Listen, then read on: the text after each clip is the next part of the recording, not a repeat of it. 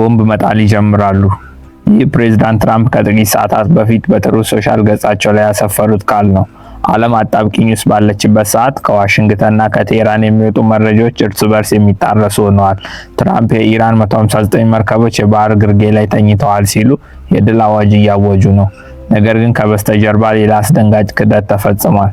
ሳዑዲ አረቢያ የአየር ክልሏን ለአሜሪካ ወታደራዊ አውሮፕላኖች መዝጋቷ ፕሮጀክት ፍሪደም እንዲቆም ያደረገው እውነተኛ ምክንያት እንደሆነ ተረጋግጧል። ኢራን በጠረጴዛ ላይ የቀረበላትን ባለ አንድ ገጽ የሰላም ስምምነት ዛሬ ትፈርማለች ወይንስ ትራምፕ ወታደራዊ ጥቃቱን ወደማይታሰብ ደረጃ ያሳድጉታል? ዛሬ ይዘንላቸው የቀረብነው መረጃ ዓለም ከታላቅ ጦርነት ሊታደጋት የሚችል ያን ሚስጥራዊ ባለ አንድ ገጽ ሰነድ ይዘት የሚያጋልጥ ነው። ሰብስክራይብ እያደረጋችሁ እስከ መጨረሻ አብራችሁን ቆዩ። ፕሬዝዳንት ዶናልድ ትራምፕ በዋይት ሃውስ ኦቫል ኦፊስ በሰጡት መግለጫ በኢራን ላይ እየተካሄደ ያለው ወታደራዊ እርምጃ እጅግ ስኬታማ መሆኑን አውጀዋል። ኢራን የ159 የጦር መርከቦች ያሉት ባህር ኃይል ነበራት፣ አሁን ግን ሁሉም ተመተዋል፣ በባህር ግርጌ ላይ ይገኛሉ ሲሉ ተናግረዋል። ትራምፕ አክለው አሁኑኑ ለቀን ብንወጣ እንኳ ኢራን መልሳ ለመገንባት 20 ዓመታት ይፈጅባታል፣ ስለዚህ አሁን እኛ በጥሩ ሁኔታ ላይ ነን ብለዋል። ይሁን እንጂ ትራምፕ ለኢራን የሰጡት ማስጠንቀቂያ አሁንም ጥብቅ ነው። ኢራን የኒኩለር መሳሪያ ሊኖራት አይችልም፣ ኢራን የኒኩለር ባለቤት ከሆነች መላው ዓለም ታጋች ይሆናል በማለት ስምምነት ላይ ካልተደረሰ ግን ጥቃቱ ከበፊቱ በበለጠ በከፍተኛ ደረጃና ጥልቀት እንደሚቀጥል ዝተዋል።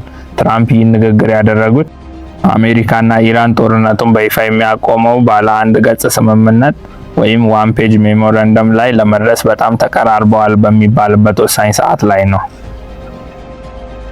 ትራምፕ ፕሮጀክት ፍሪደምን ያቆሙት በሰላም ፈላጊነታቸው ብቻ እንዳልሆነ አሁን ታውቋል።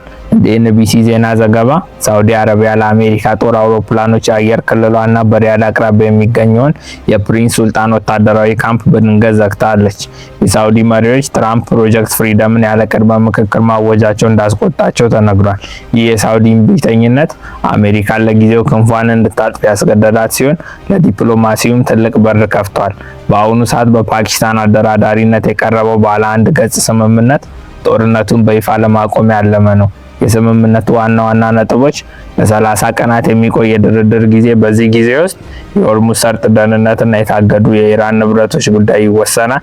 የኒኩለር እገዳ፣ ኢራን ለ10 ዓመታት ዩራኒየም እንዳታበለጽግና የነበራት የኒኩለር ቁስ ወደ አሜሪካ እንድትልክ የሚጠይቅ ጠንካራ ነጥብ ተካቷል።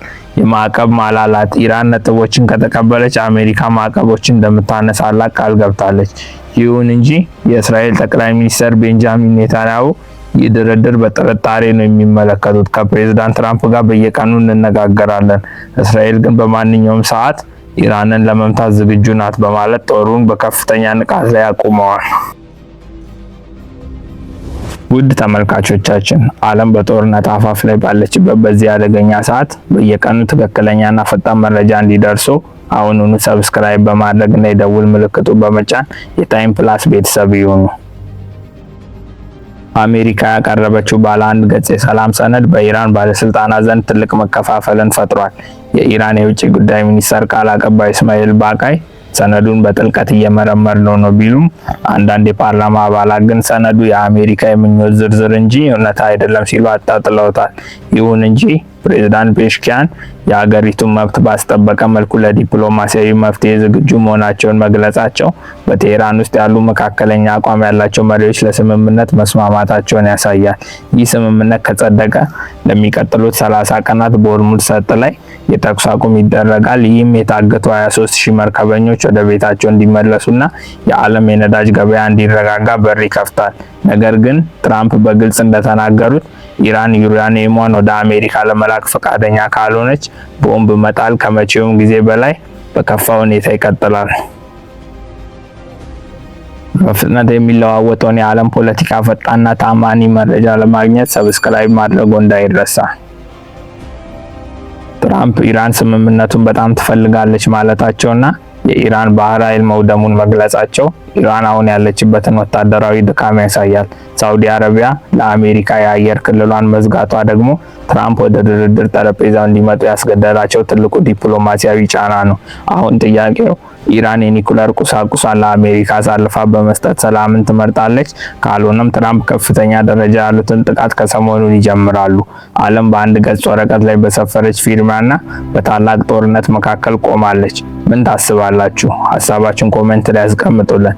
ኢራን በዛሬው ዕለት ለሚዲያ አውታሮች የምትሰጠው ምላሽ ሁሉንም ነገር ይወሰናል። እኛም የቴህራን ምላሽ እንደደረሰን ወዲያውኑ ይዘንላችሁ እንቀርባለን። መረጃው እንዳያመልጣችሁ ሰብስክራይብ ማድረጋችሁን እርግጠኛ ሁኑ።